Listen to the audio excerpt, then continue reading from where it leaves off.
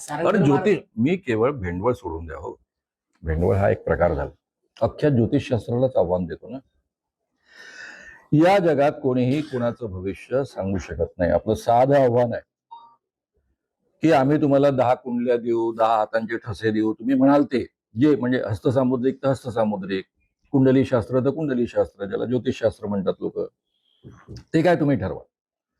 भेंडवळवाल्यांना उद्या आव्हान स्वीकाराल त्यांनी स्वीकारावं. आम्ही सांगितलेली भाकीतं 90% करेक्ट ठरली तर तुम्ही सरळ सरळ अखिल भारतीय अंधश्रद्धा निर्मूलन समितीचं आज 80 लाखाचं पारितोषिक आहे. हे 80 लाखाचं पारितोषिक घेऊन जा.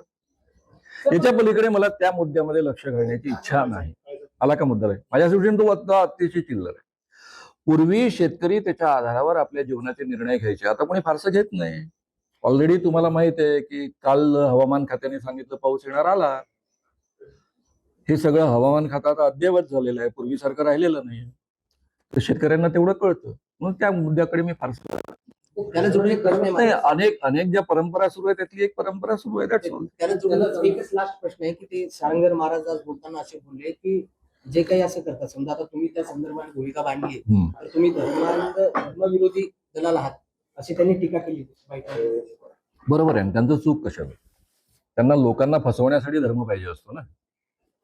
आणि जर आम्ही लोकांना फसवू नका असं सांगणार असू तर आम्ही धर्मविरोधी ठरणारच, कारण यांचा धर्म लोकांना फसवण्यासाठीच असतो.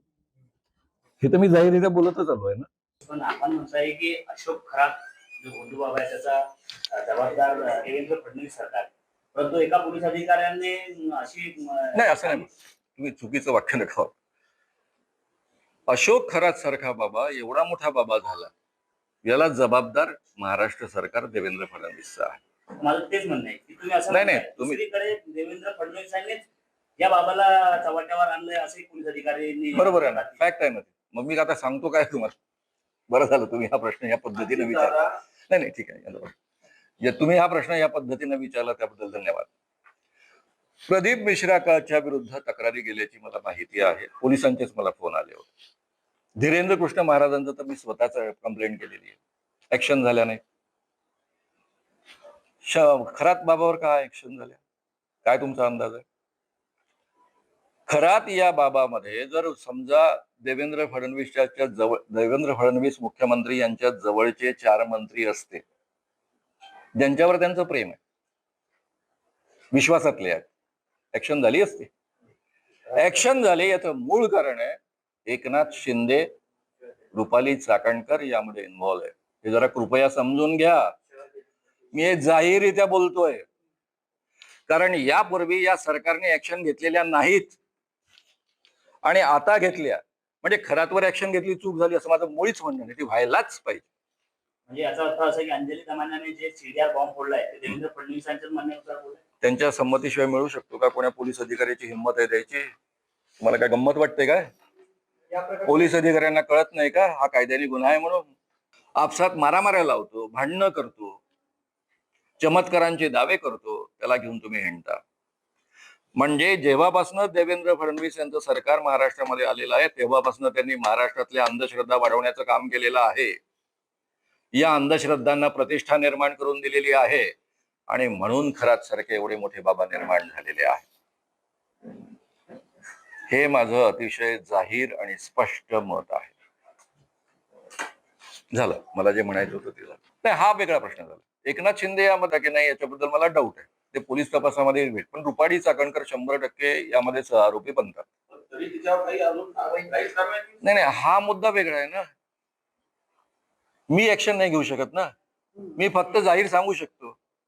मी ते सांगतोय जाहीर.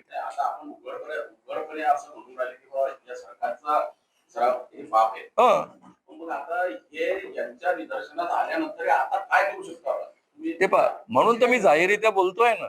मी परवापासून परवा भाषण पहिलं बोललो मी, तेव्हापासून मी बोलायला सुरुवातच केली आहे ना की रुपाली चाकणकर ह्या डायरेक्टली सहआरोपी बनतात, कारण हे ऑलरेडी प्रूव्ह झालेलं आहे. त्यांनी फोनाफोनी केलेली आहे, त्या पत्रकाराला झापलेलं आहे. एकनाथ शिंदे हे बळी आहेत की सहआरोपी बनण्याच्या पद्धतीनं त्यांनी मदत केलेली आहे, हे शोधावं लागेल. ते पोलीस तपासात पुढे येईल ना. मी उगाच कशाला आरोप करू? एकनाथ शिंदे समजा अंधश्रद्धा आहे म्हणून मी त्यांच्यावर नुसता आरोप करायचा, हे योग्य नाही ना. जसे आता आतापर्यंत ईडीच्या धाडीकडून जसे लोक चूक केले तसं हे प्रकरण मी आता नाही, आता हे तुम्ही चूप नाही राहणार. मी आता का बोलायला सुरुवात केली, कारण तुम्ही हे प्रकरण अशा स्टेज पर्यंत आणून ठेवलं की ते आता मागे नाही राहू शकत. याच्यामध्ये काय होईल की बाकीच्यांवर ऍक्शन नाही होणार राजकीय सोयीनुसार, एवढं होईल आणि ते होणारच आहे. त्याच्याकरता आपलं दबाव बनवणं हे आपलं काम आहे. पण त्या दबावाला ते बळी पडतीलच असं नाहीये, कारण हे सरकार काही लोक दबावाला बळी पडणारं सरकार नाहीये. बाकी सगळे हा हा चौकशीच्या दबावामध्ये जसा खराबचा हा गेला चौकशीच्या दबावामध्ये जितेंद्र शेळके जे होते खराब दाबाच्या- ते पुन्हा तिथे तोच डाऊट ना. मुळामध्ये त्यांनी मुद्दाम झालेला आहे, अपघात झालेला आहे, काय झालेला आहे हे आपण ठामपणे नाही सांगू शकत. तर मला असं वाटतं की ज्या गोष्टी आपण ठामपणे सांगू शकत नाही त्या आपण बोलू नये, असं मी स्वतःपुरतं ठरवतो. हा बोला.